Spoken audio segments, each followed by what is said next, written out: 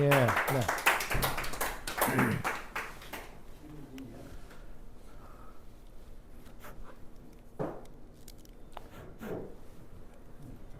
지난번에 사실은 발표를 못해서 갖고 있는 거를 그냥 다시 오늘 여러분에게 소개를 해드릴까 합니다. 우리 제목에서 보신 것처럼 다생세대의 경계인, 좀 우리가 못 들어본 얘기죠. 무슨 얘기인지 잘 모르고. 근데 우리 김진년 이분이 원래 기자 출신으로 우리나라에서 정말 알아주는 기자 출신으로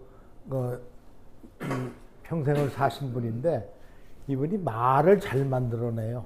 자기가 말을 만들어낸 게 굉장히 많습니다.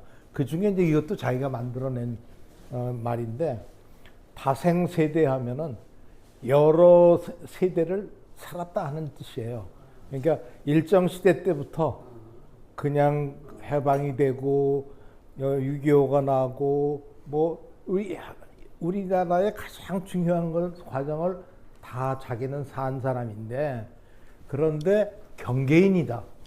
경계인이라는 거는 그 가장자리에 있는 사람. 이게 뭐냐면 좌도 아니고 우도 아니고 부자도 아니고 가난한 사람도 아니고 이런 거에 항상 자기는 지식인도 아니고 그렇다고 못 배운 것도 아니고 항상 자기 자신을 그런 어떻게 보면 그 경계인이다 이렇게 본인이 얘기하신 겁니다. 그래서 그냥 본인이 얘기하신 거라서 제목을 그대로 따왔습니다. 그래서 평생을 자기는 어느 한쪽에 치우치지 않고 그러면서 자기는 객관적인 입장으로 이 저널리스트로 기자로서 평생을 살았다. 본인이 이렇게 이런 얘기를 하고. 근데 이분이 우리 양정 출신이신데 경주 김씨. 근데 아버님이 재헌 국회의원이에요. 김영기 씨라고 아버님이 재헌 국회의원이고 어머님 사이에서 2남 3녀 중에 아마 장남인 것 같아요. 근데 경기도 안성 출신이거든요. 근데 아버님이 안성에서 사셨기 때문에 안성 국민학교를 다니고, 국민학교 다닐 때 아버지하고 찍은 사진입니다. 이게 그러니까 국민학교 학생복의 옷을 입은 사진이 하나 나오고. 근데 이 아버님이 신간의 서기장으로 있었고, 한독당 그 당시에 안성군에서 당무위원으로 이제 활동을 하고 계셨습니다. 근데 우리가 처음에 재헌국회를 50 국회의원 선거를 할 때 그 당시에 김구가 보이콧을 했어요. 선거에 참여하면 안 된다. 참여를 안 했습니다. 근데 원래 이분이 한독당이 조소왕의 당수예요. 근데 조소왕이 김구 라인이거든요. 그래서 자기 이번 국회의원 선거엔 안 나간다. 그렇게 이제 자기 나름대로의 당에서 이제 지침이 그러니까 그렇게 생각을 했는데, 이 안성에서 쭉 뿌리를 내렸기 때문에 안성의 사람들이 굉장히 이분을 지지하는 사람이 많거든요. 너 같은 사람이 안 나가면 누가 나가냐? 그러면서 자꾸 밀었어요. 그런데 아니 김구가 여기 참여하지 말라고 하는데 자기가 당무위원장이면서 이거를 자기 국회의원 출마하는 것도 이상하고, 그러니까 중앙당에 올라가서 앞으로 이 문제를 어떻게 할 거냐 이렇게 상의를 하러 서울로 올라왔는데, 그동안에 동네에 자기 친구들 서포터하는 사람들이 도장을 파가지고 그냥 국민의 당, 국민의 힘이 아니라 국민회라고 하는 그런 데에 지금으로 따지면 무소속으로 그냥 출마를 시킨 겁니다. 그러니까 본인의 것도 없이 본인은 중앙당에 가서 김구하고 조소왕하고 상의해서 이제 이런 문제를 어떻게 해결할까 하고 있는 동안에 안성에서 그냥 입 후보를 시켜버렸어요. 그러니까 어차피 국회의원이 입 후보가 됐으니까 각 지역마다 가서 내가 입 후보한 누구입니다 인사를 해야 되는데, 돌아가면서 보면은 그 있는 사람들이 술 사주고 오지 못하게 유세하는데 오지 못하게 하는 거예요. 와서 사퇴할까 봐. 그리고 본인은 그러니까 별로 뛰지도 않았는데 그 후원자들이 너무 열성적으로 해가지고 우리나라에서 1위하고 2위 득표차가 2위로 크게 성공을 하신 분입니다. 그러니까 자기는 입 후보도 하지 않았는데 그래서 우리나라의 두 번째로 1위하고 2위 격차가 많이 난 그 당시에 60% 정도가 투표율이 굉장히 낮았어요. 낮았는데 그 낮은 중에서 득표율이 엄청 높아가지고 우리나라에서 2위로 국회의원이 되신 분입니다.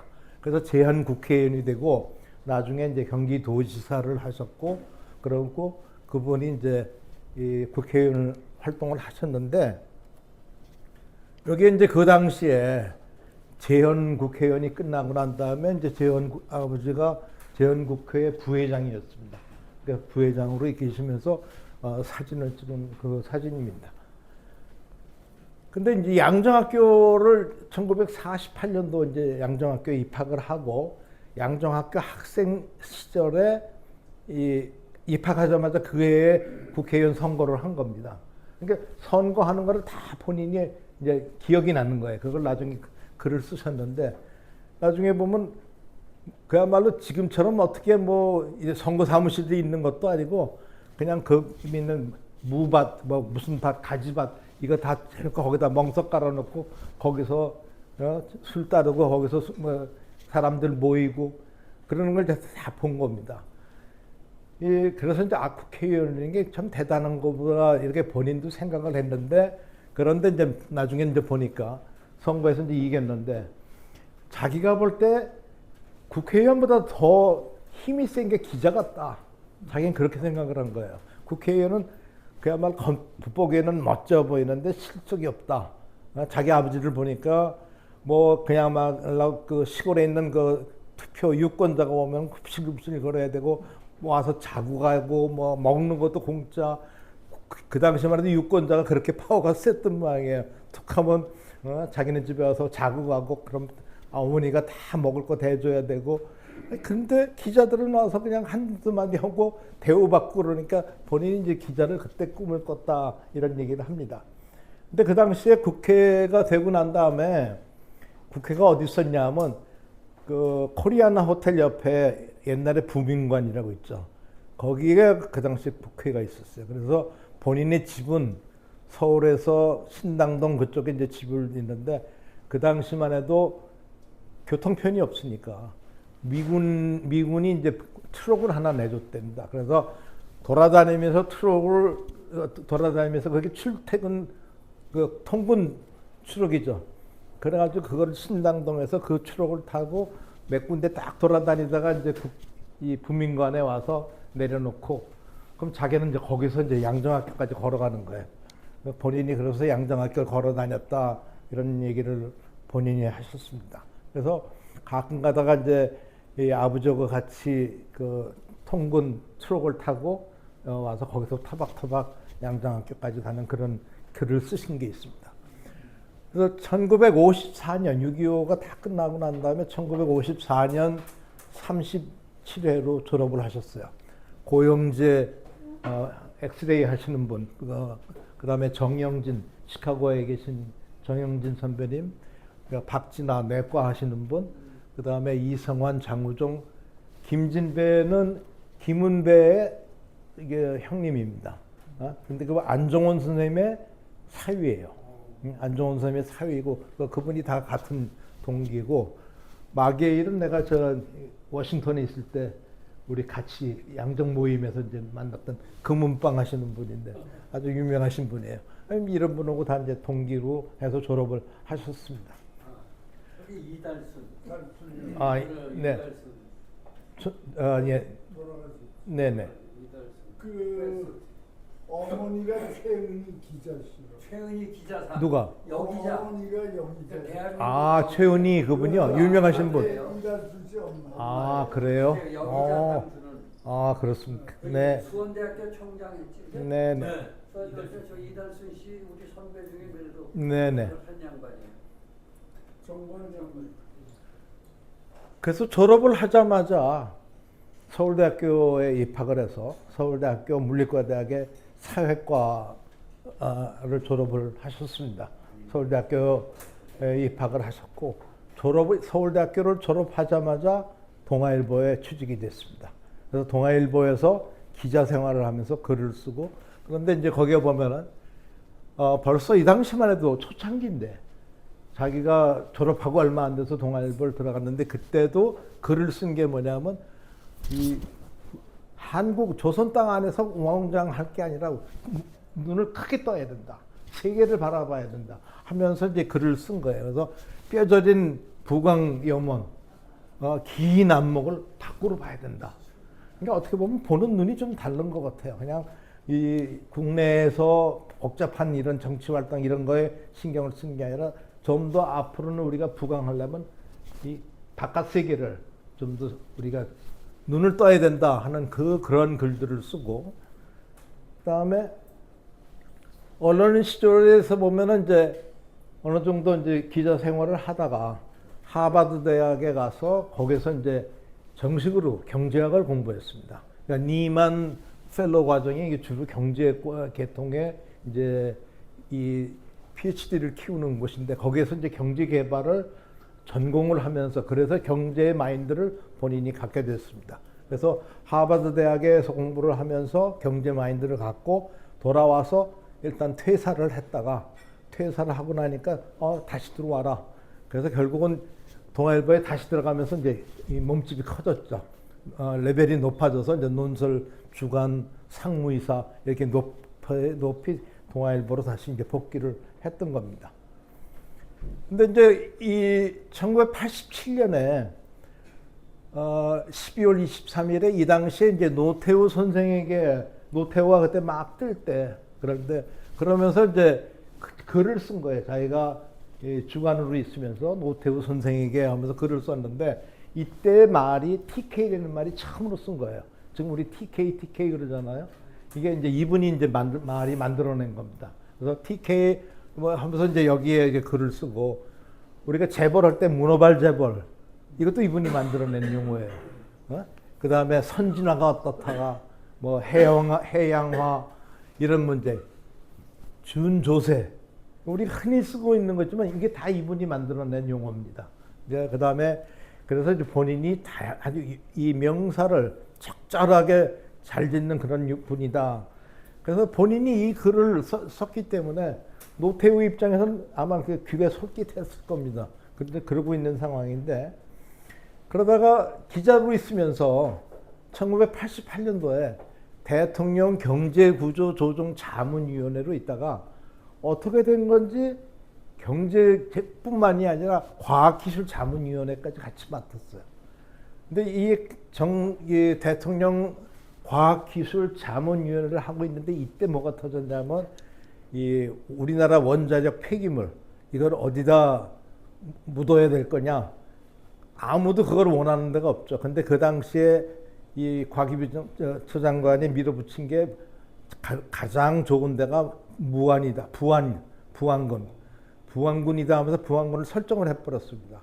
설정하니까 그쪽에서 난리가 난 거죠. 부안 국민들이 그냥 들고 일어나서 막 그야말로 이 폭력을 써갈 정도로 그때 난리가 피고 나니까 노태우 대통령이 이 당시 대통령이었는데 그럴 때 아예 그럴 바에는 네가 가서 이 과기처 장관을 네가 해라.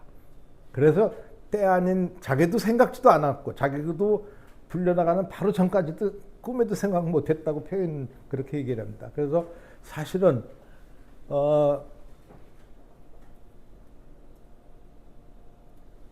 이 대통령 자문기구의 위원으로 있다가 이제 그 부안 사건이 나면서 과기처 장관이 이제 이렇게 된 건데 그 전에 이제 여기에서 먼저 또 나온 게 일당 36 우리가 일당 100 그러잖아요.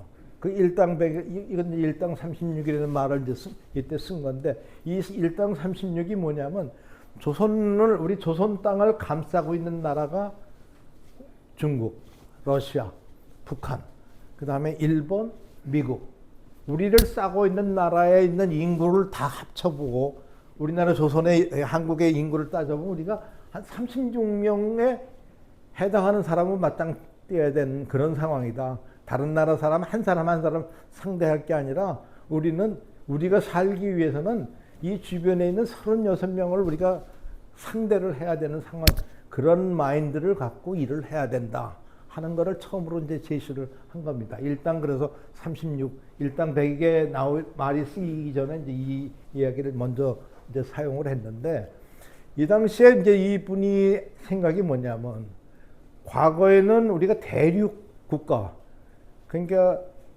이 중국이나 러시아나 이런 대륙 국가의 우리는 끝자락이잖아요. 그러니까 어떻게 보면 변방이라고, 큰 대륙의 변방으로 별로 크게 대우를 못 받았는데, 그런 대륙 국가로 있다가 사실은 이제 우리가 일제의 우리 침략을 받으면서 사실은 우리도 모르게 눈을 뜬 게 해양 국가를 눈을 뜬 겁니다. 일본이 그랬고, 일본이 그야말로 배를 만들고 배를 타고 미국까지 가고 유럽까지 자기네 배를 갖고 갈 정도로 해양 국가가 됐는데, 일본 그다음에 미국을 보면서 우리나라도 살 수 있는 방법은, 앞으로 사는 방법은 이 세계로 진출하는 것이 가장 중요하다. 대륙의 끝자락으로 아웅다웅하는 것보다는 눈을 돌려서 세계를 보고 나가야 된다 하는 생각을 했던 겁니다. 근데 사실은 이게, 이 말을 시작한 게 김교신 선생이에요. 우리 양정학계 김교신 선생이 대륙의 끝을 보지 말고 해양의 전초기지로 생각을 해라, 그런 얘기를 계속 강조를 했거든요. 아마 이분도 그거를 기억을 하고 이런 말씀을 하시지 않았나 이렇게 생각이 듭니다. 그러니까 양정은 사실 학교 다닐 때부터 듣던 그 말 자체도 자기의 인격을 형성하는데 상당히 중요한 역할을 하지 않았나, 저는 그렇게 생각을 합니다. 그래서 아까 얘기한 대로 부안 이 사건이 남으로 인해서 게다가 이런 글도 쓰고 안목도 높고 경제 마인드도 있고 그러니까 노태우 대통령이 그러면 과기처 장관을 네가 맡아라. 그래서 과기처 장관으로 본인도 생각지도 않게 장관이 된 겁니다. 그래서 장관 한 모습이 이제 사진에 이렇게 있고, 11월 달에 장관으로 임명이 되고 나니까 각 부처부터 이제 브리핑을 받고, 자기 또 그 브리핑을 정리해 가지고 또 대통령한테 가서 브리핑을 하고, 이제 그런 과정을 거치는데, 11월 달에 임명을 받고 자기 부처에 있는 사람들 다 자기 나름대로의 브리핑을 하고 나니까, 누구는 이 수장을 갈아야 되고 누구는 그대로 유임해고, 이제 마인드가 쓸 거 아니에요. 그러면서 청와대에다가 요청을 한 겁니다.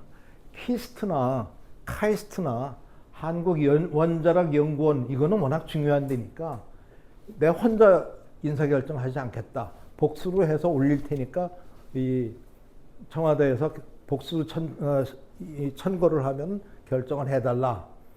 그 얘기는 뭐냐면, 여기 이외에 나머지 거는 장관이 독자적으로 할 수 있게끔 보장을 해달라. 근데 이게 사실은 굉장히 위험한 발상이거든요. 잘못하면 그냥 잘리는. 인사권은, 대통령이 인사권을 갖고 있는데 네가 이걸 나머지 하겠다, 이런 얘기로 들릴 수 있는 건데, 본인이 어떻게 보면 베팅을 한 겁니다. 이 중요한 거는 꼭 청와대하고 상의를 할 거고, 복수 추천을 할 테니까 나머지 거는 자기한테 맡겨달라. 아니면 나 손 놓겠다. 그런데 이게 노태우가 예스 해버렸어요. 그래서 그 전에 다른 사람하고 달리 인사권을 딱 쥐고 있으니까, 비록 과학기술계통의 전문가가 아니지만 인사권이 있으니까 힘이 생긴 겁니다. 이 장관으로서의 그 인사권이 없으면은, 이 더더욱이나 자기는 그 과학기술 분야의 이 전문가도 아니기 때문에 어떻게 보면 그냥 찬밥이 될 수 있는데, 이게 이제 성공의 함으로 인해서 그래도 장수할 수 있는 장관이 됐던 겁니다. 그다음에 또 한 가지는 이제 교육 활동에서는 이제 고려대학교에서 초빙 교수가 되기로 시작을 해서, 고려대학에서 이제 명예 경제학 박사를 받았고, 그 다음에 광운대학에서 또 이 공과계통의 공학 박사를 이제 명예로 이렇게 받았고, 그러다가 이것이 하나의 경력이 돼서 나중에 시립대학교 총장이 됐습니다. 그래서 양정인으로서 이제 대학 총장까지 이렇게 된 그런 상황이고, 그 다음에 이제 언론계 계통에서 이렇게 보면은 한국경제신문 회장을 하고, 1999년부터는 이제 문화일보 대표이사가 되고 문화일보 회장이 됐습니다. 근데 이 당시에 언론인 회장이 되고 언론 사장이 되고 그러니까 이 당시에는 우리나라에 있는 모든 언론사 사주들을 다 모아서 위에 올라가서 아련을 하는 겁니다. 그게 누가? 박지원이 전부 다 언론사 헤드를 다 모아가지고 북한에 가서 조아리는 겁니다. 김정은이 얹고.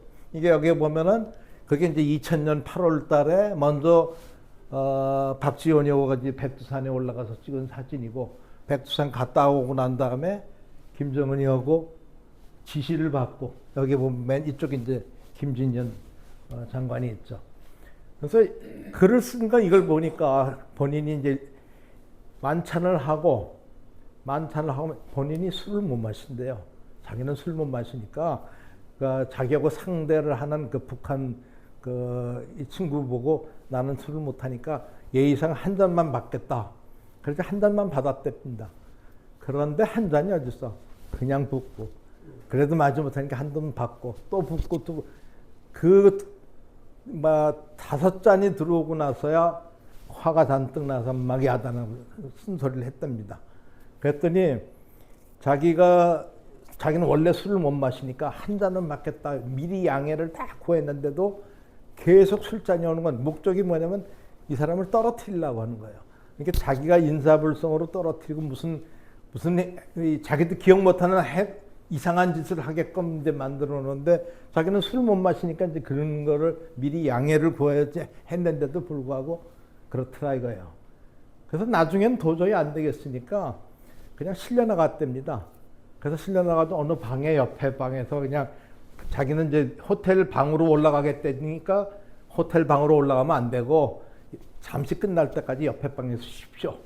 근데 옆에 방에서 쉬어서 방에서 누워 있는데 그 옆에 방에 얘기하는 소리가 다 들리더래요. 근데 그게 뭐냐면 야 누구 너 네 친구 그 남한 친구 너 몇 잔 마셨어? 몇 잔 먹였어? 너 그것까지 저 사람은 세니까 더 먹여서 더 떨어뜨려야 돼. 이제 이런 게 다 자기 들었다는 겁니다. 이제 그게 자기가 쓴 글들에 나와서 결국은 북한에 올라가서 그야말로 조아린 사람들은 뭔가 다 약점을 잡힐 수밖에 없는 그런 상황이었다는 걸 본인도 이제 은근히 그런 얘기를 하는 겁니다. 자기는 술 못 마시는 사람이니까 그런 걸까지 겪지는 않았는데 가보니까 그렇더라 하는 얘기를 이제 본인이 글에 그렇게 써 있습니다. 이분은 글을 많이 썼어요. 그래서 저서가 굉장히 많습니다. 근데 저서를 제목만 이거 보면은 한국 주식회사, 그러니까 대한민국의 나라를 하나의 경제 마인드로 우리나라가 어떻게 운영이 되는가, 어떻게 되는가 하는 거를 경제 마인드로 대한민국을 바라본 겁니다. 그런 책을 썼고, 한국 경제학에 어떤 문제가 있는가, 이런 문제. 한국은 어디로 가야 되나? 한국은 어디로 가고 있는 건가? 앞으로 어디로 가야 되느냐? 국격, 그 다음에 국력, 선진화를 위해서는 우리가 어떤 제2의 독립운동을 해야지 지금 같아서는 안 된다.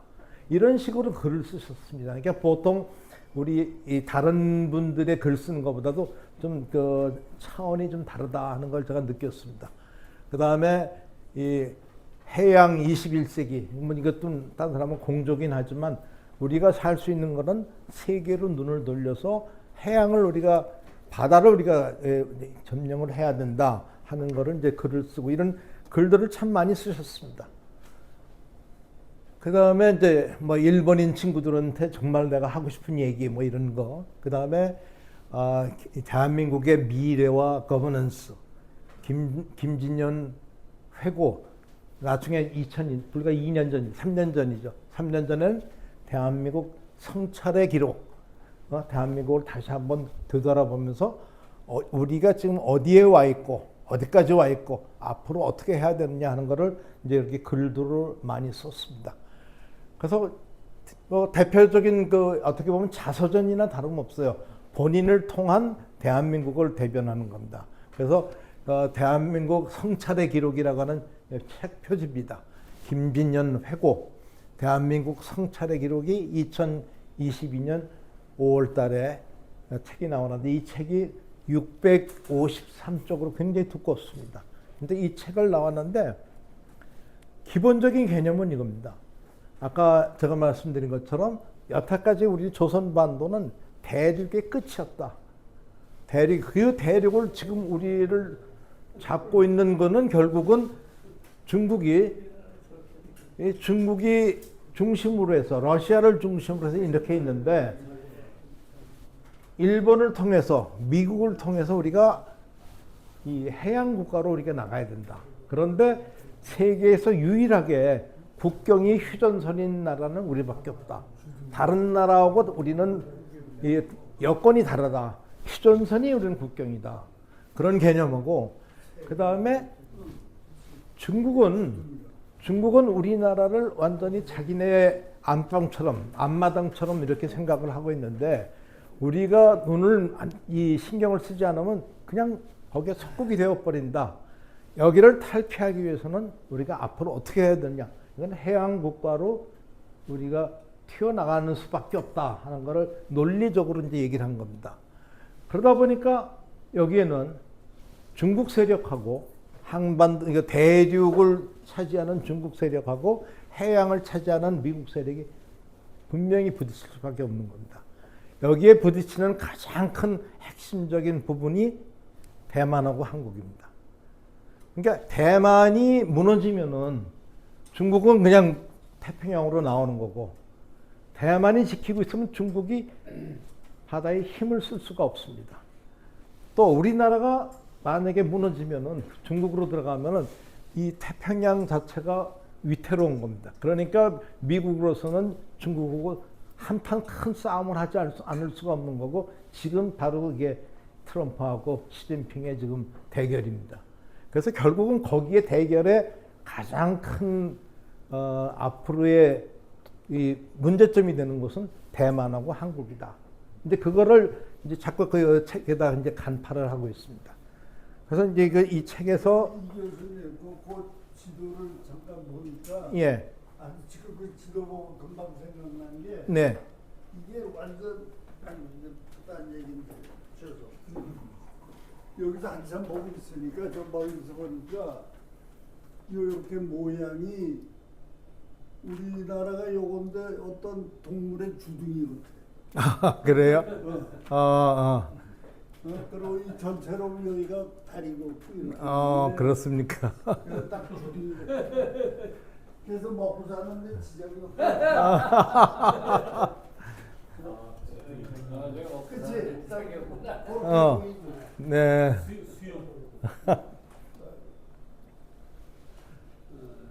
그래서 지금 여기 RCEP, IPEFTA 이건 뭐냐면 중국은 이 나라들을 포섭을 해서 자기 손아귀에 넣겠다. 그리고 실질적으로 거의 다 됐습니다. 동남아시아는 다 지금 중국에 어떻게 보면 그야말로 예속이 되다시피 이렇게 돼 있는 거고 이 태평양은 이게 미국을 중심으로 해서 일본, 미국, 호주 이렇게 중심으로 해서 태평양권을 만들어 놓고 이거는 충돌을 안 할래야 안 할 수가 없는 상황입니다. 왜냐하면 이게 여기에 경제권이라고 하는 거는 왜냐하면 우리나라가 휘발유를 운송해 오려면 이 라인을 거치지 않고선 살 수가 없습니다. 그러니까 모든 것이 결국은 충돌을 안 할 수가 없는 그런 상황인데 지금 충돌을 못 하고 있는 거는 서로가 지금 이게 크게 터질까봐 충돌을 못 하고 있는데 이게 언제 터질지 모르는 거고 터지면 제일 먼저 터지는 게 대만이나 아니면 한국이냐 이제 이런 거를 이제 본인도 얘기를 하고 있는 상황입니다.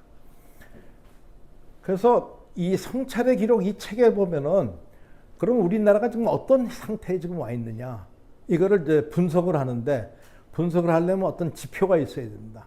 그래서 그 지표를 뭘로 잡았냐면 그 나라의 신뢰도가 얼마나 되느냐, 그 나라 국민들의 신뢰도를 얼마큼이나 평가를 할 수 있느냐, 그 나라 사람들의 분열도는 또 얼마나 되느냐, 이 두 가지를 종합을 해서 불행지수 또는 이제 행복지수가 얼마나 되느냐, 이거를 점수화하는 거를 본인이 이제 디자인을 했습니다. 그래서 신뢰도는 남을 위해서 얼마나 봉사를 하고 있고 남을 위해서 얼마나 배려를 하느냐 이런 거를 점수로 잡았고, 이 분열도는 얼마나 이기심이 있는가.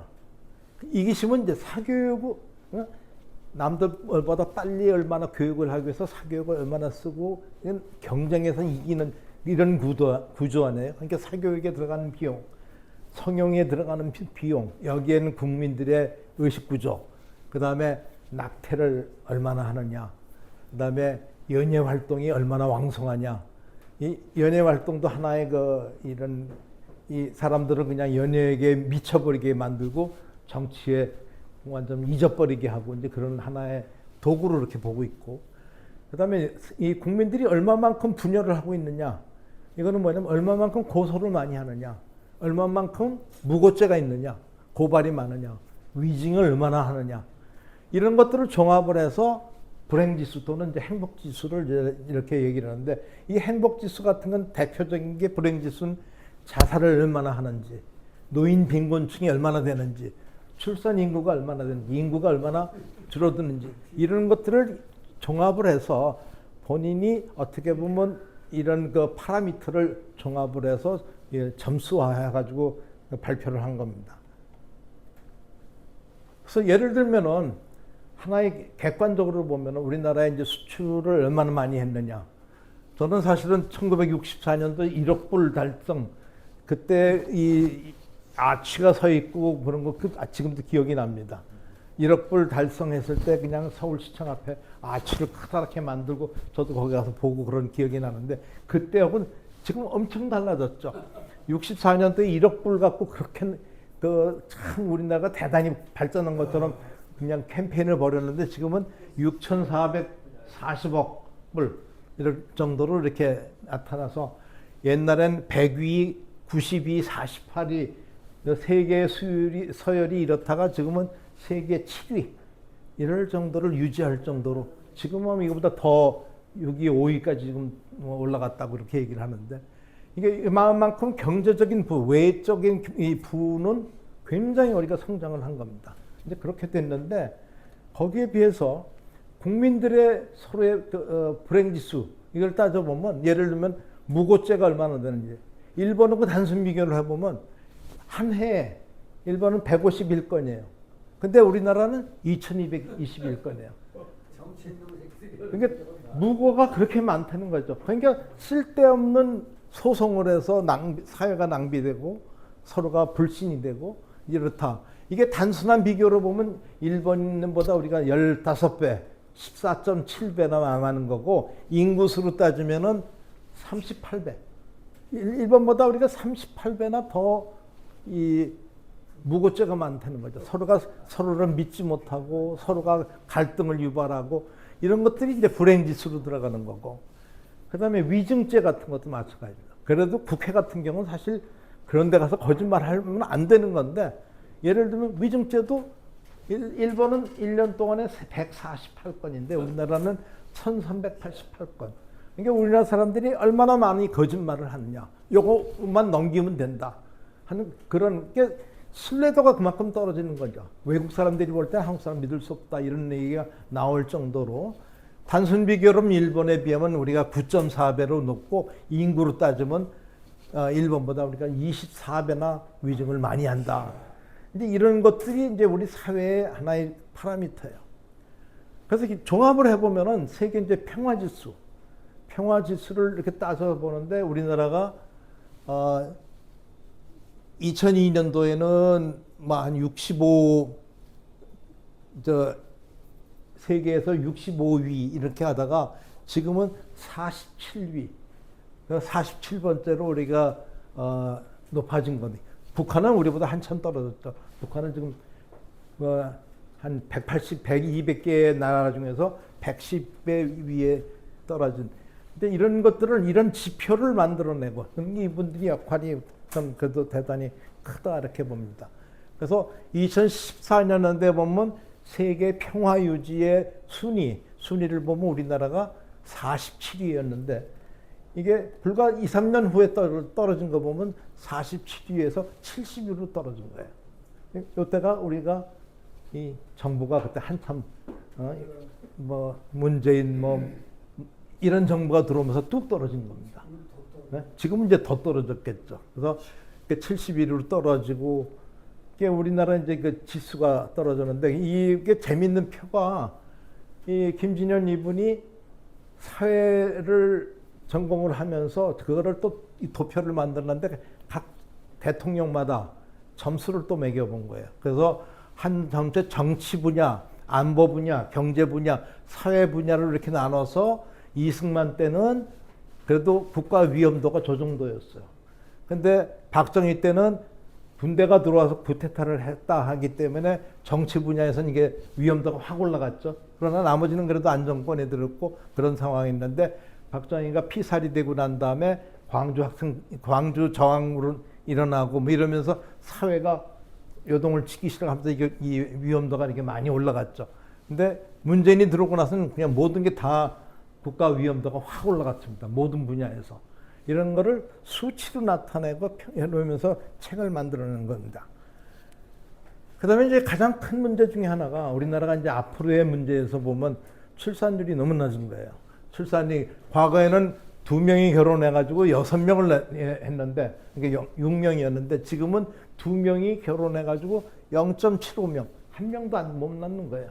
평균이 애 안 낳는 애들이 많기 때문에. 그러니까 인구가 계속 떨어지고 이제 이런 상황이 앞으로 우리나라에선 굉장히 큰 인구 절벽이 우리나라의 문제점으로 된다는 것을 이제 얘기를 하고 있는 겁니다. 그래서 이런 계통을 전부 다 얘기를 종합을 해가지고 이런 책을 쓰는데 책이 14권이에요. 영문으로 쓴 게 2권이고 그 다음에 번역한 것이 7권을 번역했고 논문이 한 110여 편의 논문을 썼고 글을 쓴 거는 한 3,000여 편의 글을 그러니까 굉장히 글을 많이 쓰신 분이에요. 그렇다는 걸 말씀을 드리고 이제 사회활동에서 보면은 한국 미래학회를 만들었어요. 저는 미래학회가 저는 생각할 때 어떻게 보면 점치는 학회인가 맨 처음에 그렇게 생각했어요. 점치는 학회인가. 근데 알고 보니까 우리가 일기예보를 모든 기상의 변수들을 종합을 해서 일기예보를 하듯이 미래학회가 모든 변수들을 다 조사를 해서 그걸로 미래를 예측하는 거예요. 그러니까 내가 생각했던 그런 점치는 게 아니라 굉장히 과학적이에요. 근데 그거를 만드신 분이에요. 우리나라의 미래학회를 만들고 그리고 그거는 이제 그 미래학회가 맨 처음에 시작이 된 게 오스트리아의 그 살츠부르크 거기에서 옛날에 뭐 스포츠 대회가 아마 이 스키겠죠.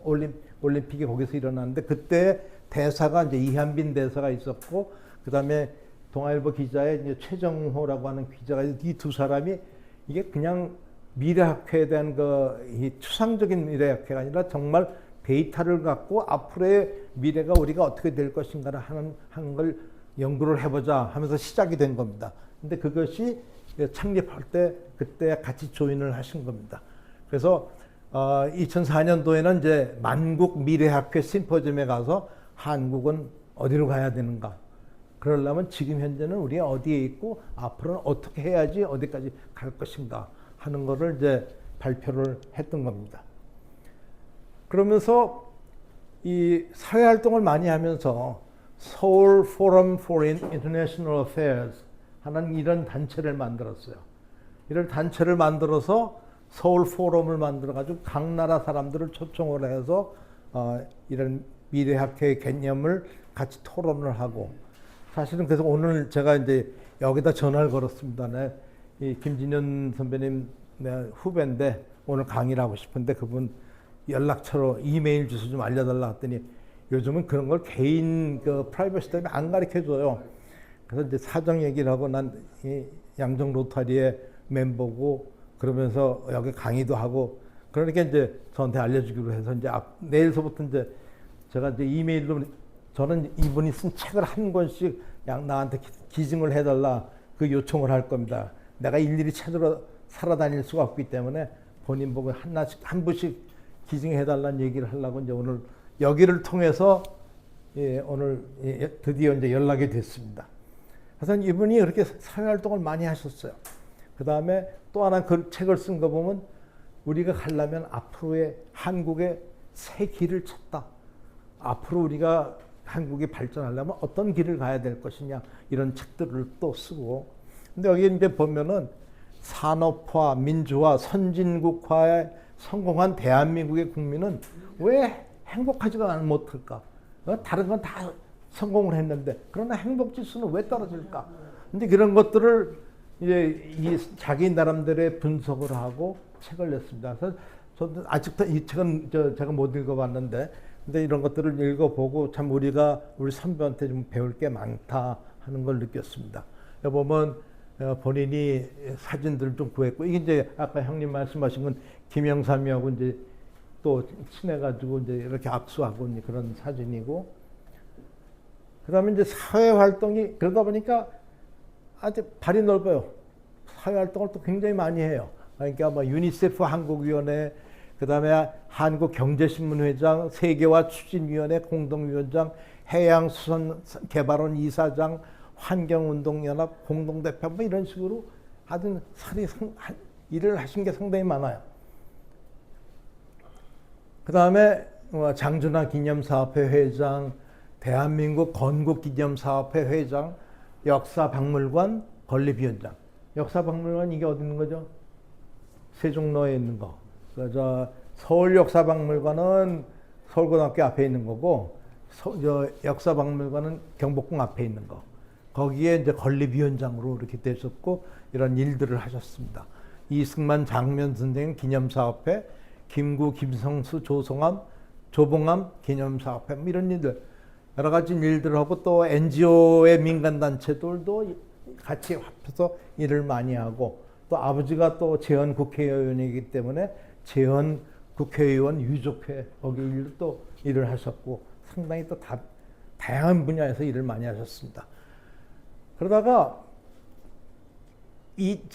그러니까 이게 몇 년 전입니다. 여기에 보면 대한민국 100년 통사 이런 책을 만들었어요. 근데 이 대한민국 100년이면 언제부터 100년을 기준으로 할 거냐? 1948년부터입니다. 그러니까 이 임시정부가 아니라 건국, 이거는 분명히 1948년부터 따져야 된다. 우리 정부를 가지려고 노력은 상해에서 했지만 그건 정부가 아니다. 그러면서 이제 본인이 분명히 이걸 못을 받고서 대한민국 100년 통사, 그래서 100년이 따지면 2048년에 우리가 이제 100년이 되는데 2048년을 기점으로 우리가 뭘 준비해야 되고 뭘 해야 할 거냐 하는 것을 정리를 해서 책을 쓴 겁니다. 그래서 그러기 위해서는 과거를 우리가 정리를 해야 되고, 과거사, 현재사, 지금이 우리가 어떤가를 우리가 정리를 하고, 그러고 나서 미래를 우리가 논해야 된다. 미래사의 이런 동시적인 을 엮어서 통합사를 만들어내고 이게 마지막 나의 작품이다 하면서 이제 이 글을 쓴 겁니다. 근데 이 글을 쓴 게 아까 대한민국 역사박물관 자기가 추진위원장이잖아요. 그러니까 이게 무게가 실리는 겁니다. 그래서 대한민국 역사박물관에 자기 책에 대한 안내하는 코너가 이렇게 딱 있어요. 그래서 누구나 여기 지나가면은 우리나라의 100년이 어떻게 지내왔고 앞으로 어떻게 100년을 맞이하려면 어떻게 해야 되냐 하는, 여기 이제 콜럼에서 이제 그런 거 볼 수가 있어요. 이렇게 지나치는데, 그런데 이걸 또 눈여겨 보는 사람이 있어요. 결국은 이제 그 책이 나온 거를 이제 본인이 이제 강의를 하고, 그 책에 대해서 강의를 하고 그거를 출판 기념회를 같이 한 겁니다. 그래서 본인이 우리가 근대화하느라고 굉장히 빨리 성장을 했는데, 근대화하면서 어쩔 수 없이 발생하는 산업 쓰레기, 정신적인 쓰레기, 이런 것들을 우리가 처리하는데 모범이 되어야 된다. 우리가 외적인 경제적인 성장만 우리가 바라볼 게 아니라 그동안에 성장하면서 어쩔 수 없이 생기는 사회 부조리, 이런 산업화의 쓰레기, 이것도 모범적으로 정리를 해야 된다 하면서 이제 여기에 자기의 의견들을 많이 집어넣었던 겁니다. 그래서 보면은 공공의식이 사라진 아주 썩은 리더십, 이 썩은 리더십 때문에 공동체 전체가 퇴락이 오고 사회가 혼돈을 가져왔다. 지금 현재 어떻게 보면 이 산업화가 이렇게 발전이 된 그만큼 다른 것도 좋아졌으면 괜찮은데, 문제는 이 쓰레기 같은 정치인들, 리더들이 우리를 망쳐놨다. 그래서 앞으로는 이거를 해소를 해야 된다 하는 것을 간접적으로 이렇게 표현을 하셨습니다.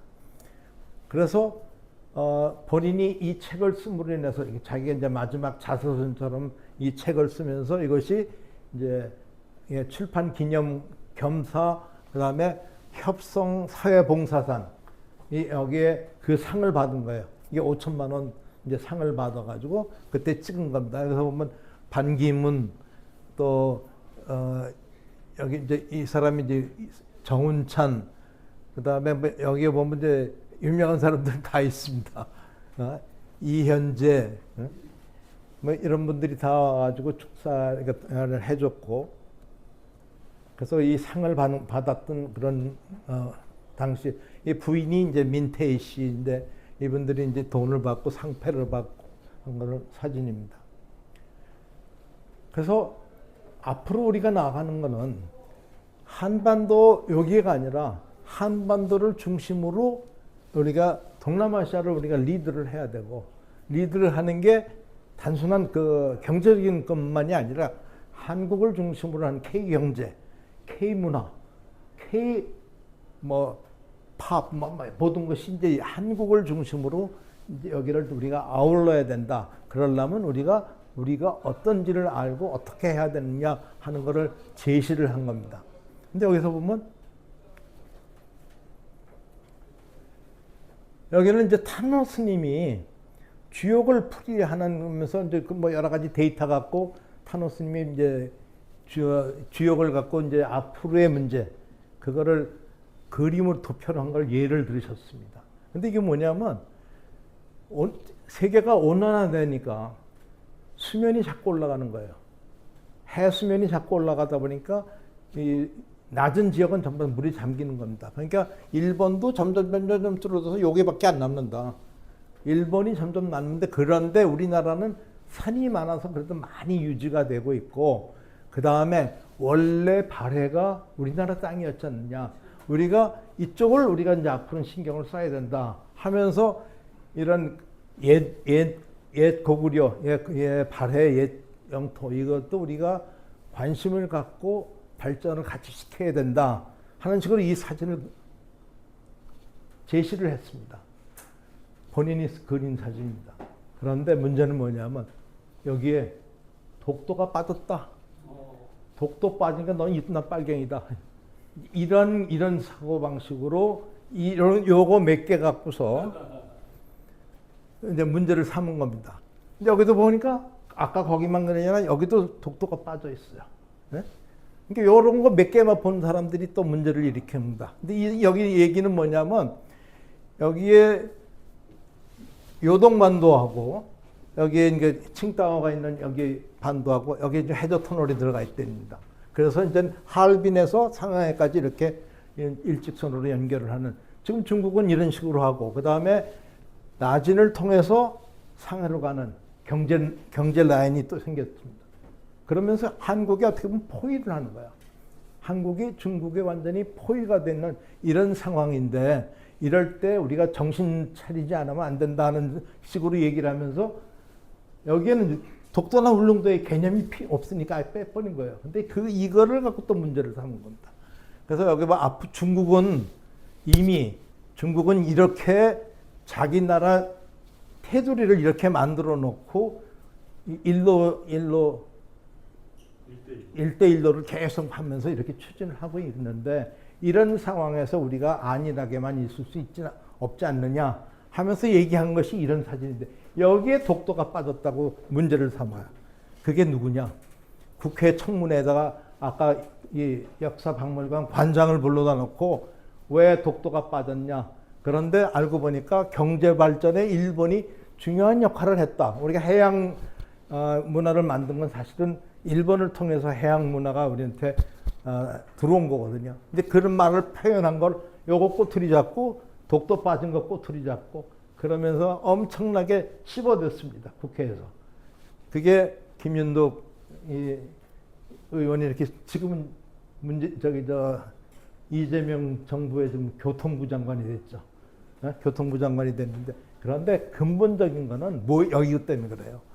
1980년 5월 18일 5.18은 확실히 민주주의 기반 강화를 가로막고 그 결과가 국가에 너무나 유해한 반역이었다. 이 내용인데 이 내용을 건드릴 수가 없으니까 독도 문제를 건드리고 경제발전의 일본을 찬양했던 이걸로 물고 늘어진 겁니다. 실질적으로는 이 내용인데 이 내용은 이거 까발기면 오히려 이게 문제가 되니까 이쪽은 얘기를 안 한 겁니다. 참 그런 거 보면 어떻게 보면 좀 야비하다 하는 생각이 들어요. 근데 다른 챕터에서 정치를 소개를 할 때는 독도가 있거든요. 여기도 독도가 있고.